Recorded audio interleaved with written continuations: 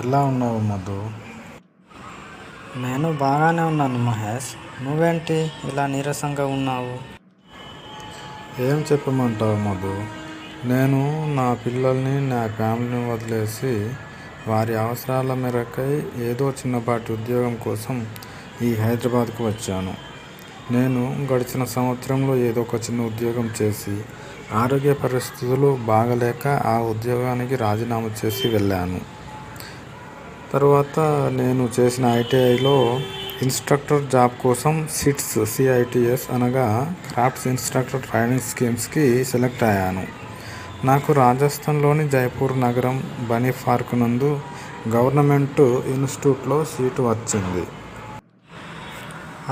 తర్వాత ఏమైంది? వెళ్ళావా లేక?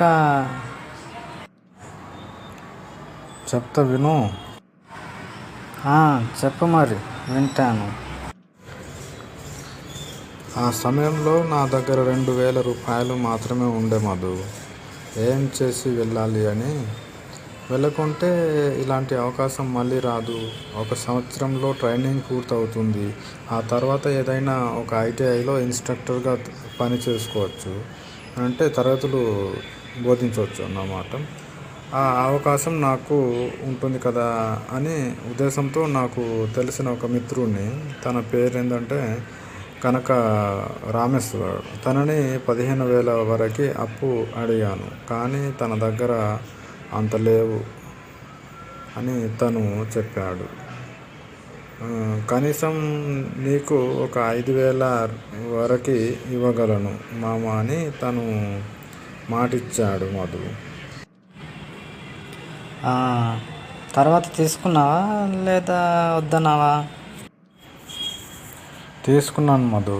తను ఇచ్చిన 5,000 రూపాయలు మళ్ళీ నా దగ్గర ఉన్న 2,000 రూపాయలు కలిపి మొత్తం 7,000 రూపాయలు కాగా మంచిర్యాల రైల్వే స్టేషన్ నుండి రాజస్థాన్లోని జైపూర్ వరకు 330 రూపాయలు టికెట్ అయింది. తర్వాత అక్కడ దిగాక ఒకరోజు ముందే దిగాను అన్నమాట. కనుక రాత్రి బస్టాండ్లో గడపడం జరిగింది. తర్వాత నెక్స్ట్ రోజు ఇన్స్టిట్యూట్కి వెళ్ళి అక్కడ 3,400 కట్టాను. కానీ నాకు అక్కడ ఉండటానికి వసతి లేదు మధు. వసతి లేక కొంచెం నాకు ఇబ్బంది అనిపించింది. ఆ రోజు మళ్ళీ రూమ్స్ వెతికాను కానీ నాకు దొరకలేదు. ఇక నెక్స్ట్ రోజు రాత్రి 8 గంటల వరకు వెతికిన కానీ లాభం లేకపోయింది. టైం చూస్తే రాత్రి 9 గంటలు అవుతుంది. ఇలా కాదు కానీ ఏదైనా ఒక లాడ్జిలో ఉండవలసిందేనని వెళ్ళాను. ఇక అక్కడ ఒక రోజుకి 300 అద్దె మధు. ఆ రాత్రి భోజనం చేసి పడుకున్నావా లేక అలాగే పడుకున్నావా? ఎక్కడ భోజనం చేసుడు మధు, అట్లనే పడుకున్నా. అయ్యో. తెల్లారాక ఫ్రెష్ అయిన తర్వాత మళ్ళీ ఇన్స్టిట్యూట్కి వెళ్ళాను. ఆ రోజు మాకు బయోమెట్రిక్ అటెండెన్స్ రిజిస్ట్రేషన్ చేశారు మధు. అదే రోజు మధ్యాహ్నం నాతో ఉన్న మిత్రులు నేను కలిసి మధ్యాహ్నం సమోసాలు తినడం జరిగింది. వారు కూడా వేరే ప్రాంతాల నుండి వచ్చిన వారే, అక్కడి వారు కాదు, వేరే వేరే ప్రాంతాల నుంచి వచ్చిన వారే అన్నట్టుగా. సమస్యని మళ్ళీ ఇన్స్టిట్యూట్కి వెళ్ళారా? అవును మధు, తిరిగి ఇన్స్టిట్యూట్కి వెళ్ళాము. సాయంత్రం 5 గంటల వరకు మళ్ళీ తిరిగి వచ్చాం కదా. వారితో పాటు నేను కూడా మళ్ళీ రూమ్లు వెతికామన్నట్టు. ఆ రోజు కూడా మాకు తక్కువ అద్దె గల రూమ్లో ఎక్కడ దొరకలేదు. మళ్ళీ లాడ్జ్కి మళ్ళీ 300 రూపాయలు కట్టి అక్కడే పడుకున్నాను.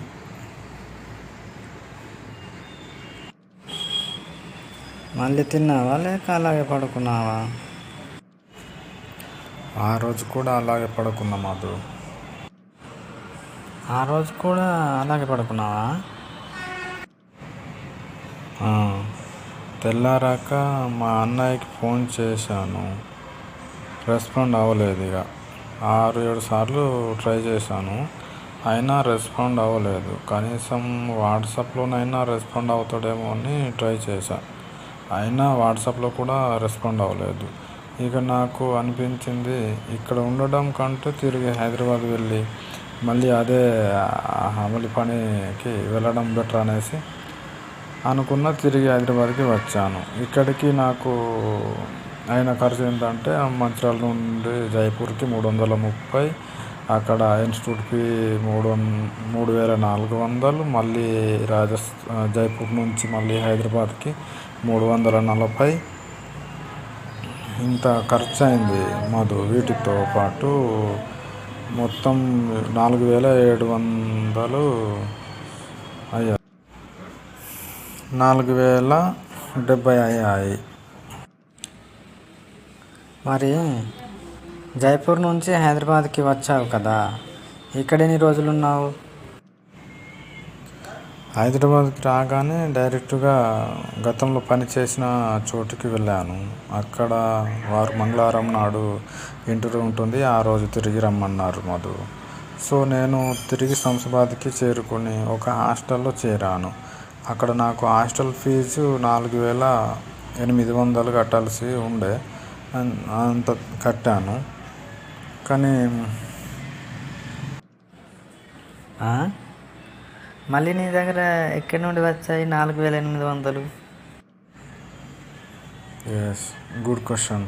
అవి మా అల్లుడిని అడిగాను. మొత్తం 7000 వరకు అడిగాను. సో అయితే అందులో నాకు 2000 పాస్పోర్ట్కి ఖర్చు పెట్టాను. మొత్తము 6800 ఖర్చు అయినాయి అన్నట్టుగా. అలాగే మిగిలిన 200 పాస్పోర్ట్ ఆఫీస్కి వెళ్ళి రావడానికి ఖర్చు అయ్యాయి. జైపూర్ వెళ్ళేటప్పుడు 7000 తీసుకెళ్ళావు కదా, అందులో ఖర్చు ఎంత అయినవి, మిగిలినవి ఎంత ఉన్నవి అవి చెప్పు.